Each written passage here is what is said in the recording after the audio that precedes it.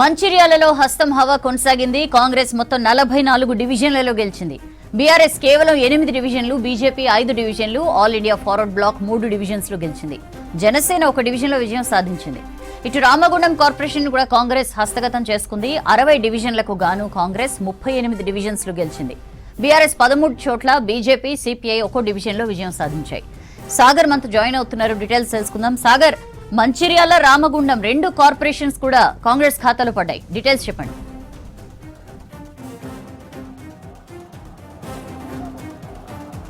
Yes సౌజన్య, ఇటు పెద్దపల్లి పార్లమెంట్లో ఇటు రామగుండం కార్పొరేషన్ అదేవిధంగా మంచిర్యాల కార్పొరేషన్ 2 కూడా హస్తగతం అయ్యాయి. ఇప్పుడే కౌంటింగ్ ప్రక్రియ మొత్తం కూడా పూర్తయిపోయింది. ప్రస్తుతం మనము చూడొచ్చు, మంచిర్యాల జిల్లా engineering college, Aiza engineering college దగ్గర ఉన్నాము. మొత్తం కౌంటింగ్ ప్రక్రియ మొత్తం కూడా పూర్తయిపోయింది. బ్యాలెట్ బాక్సులను మొత్తం కూడా స్ట్రాంగ్ రూమ్లకు తరలిస్తున్న పరిస్థితి మనకు కనిపిస్తుంది. మొత్తంగా ఇటు పెద్దపల్లి జిల్లాలో రామగుండం కార్పొరేషన్ కావచ్చు, ఇటు మంచిర్యాల 2 కూడా హస్తగతం చేసుకున్నాయి. ముఖ్యంగా ఈ రామగుండం మున్సిపల్ కార్పొరేషన్లో చూసుకుంటే ఒకసారి మొత్తం 60 డివిజన్లకు గాను మొత్తం Congress 38, BRS 13, BJP 1, CPI 1, All India forward Bloc 6, 1 independent, ఇట్లా మొత్తంగా రామగుండం కార్పొరేషన్ మొత్తం కాంగ్రెస్ పార్టీ కైవసం చేసుకుంది. ఇక చివరిగా ఆలస్యంగా 59వ డివిజన్ ఓట్ల లెక్కింపు పూర్తి కావడం, కాంగ్రెస్ ఆల్ ఇండియా ఫార్వర్డ్ బ్లాక్ అభ్యర్థుల మధ్య 2 ఓట్ల తేడా రావడంతో రీకౌంటింగ్కు అభ్యర్థులు కూడా వెళ్లారు. కౌంటింగ్ అనంతరం అభ్యర్థులకు సమానం ఓట్లు రావడంతో మరోసారి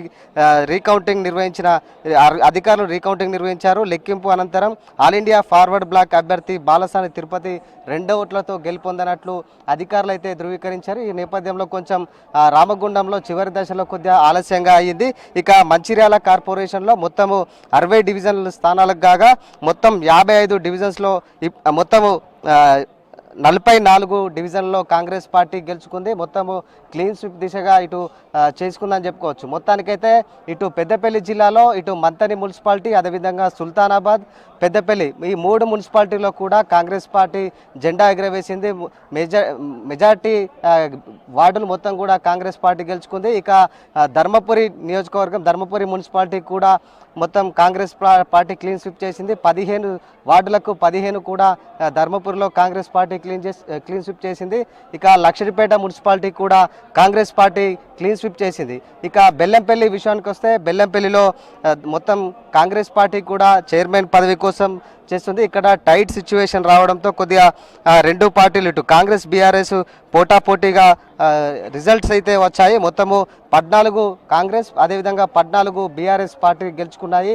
ఇండిపెండెంట్ అభ్యర్థులు కూడా 5 ఉన్నారు. ఇట్లా ఓవరాల్గా ఇక్కడ కొంచెం టైట్ సిచ్యువేషన్ వచ్చింది. కానీ అత్యధికంగా బెల్లంపల్లి మున్సిపాలిటీ కూడా కాంగ్రెస్ హస్తగతం చేసుకునే యోచనలో కూడా ఉంది. అదేవిధంగా ఇక చెన్నూరు మున్సిపాలిటీకి వస్తే చెన్నూరు మున్సిపాలిటీలో మొత్తం 11 వార్డు స్థానాలు మొత్తం కాంగ్రెస్ పార్టీ గెలుచుకుంది. కాంగ్రెస్ చెన్నూరులో కాంగ్రెస్ జెండా ఎగరవేసింది.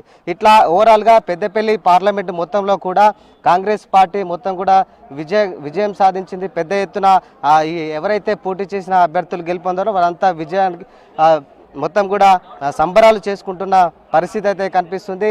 ఇక ఈ మొత్తం బ్యాలెట్ బాక్సులు మొత్తం కూడా స్ట్రాంగ్ రూమ్లకు తరలిస్తున్న పరిస్థితి మనకు సిచ్యువేషన్ అర్థమవుతుంది. 16న ఈ ఏదైతే ఉందో ఎల్లుండి 16న mayor, deputy mayor, chairman, vice చైర్మన్లు కూడా ఎన్నుకుంటారు. ఇప్పటికే గెలిచిన అభ్యర్థులు మొత్తం క్యాంపులకు తరలిస్తున్న, ఎక్కడైతే హంగ్ ఏర్పడుతుందో అక్కడ ఏర్పడ్డ ప్లేస్లో మొత్తం కూడా క్యాంపు రాజకీయాలు కూడా స్టార్ట్ అయిపోయాయి. అభ్యర్థులు కొంతమంది క్యాంపులకు కూడా వెళ్ళిన సిచ్యువేషన్ మనకు కనిపిస్తుంది. మొత్తానికైతే ఈ ప్రశాంత వాతావరణంలో ఈ మొత్తం పోలింగ్ కావచ్చు, అదేవిధంగా కౌంటింగ్ ప్రక్రియ మొత్తం కూడా పూర్తయిపోయింది.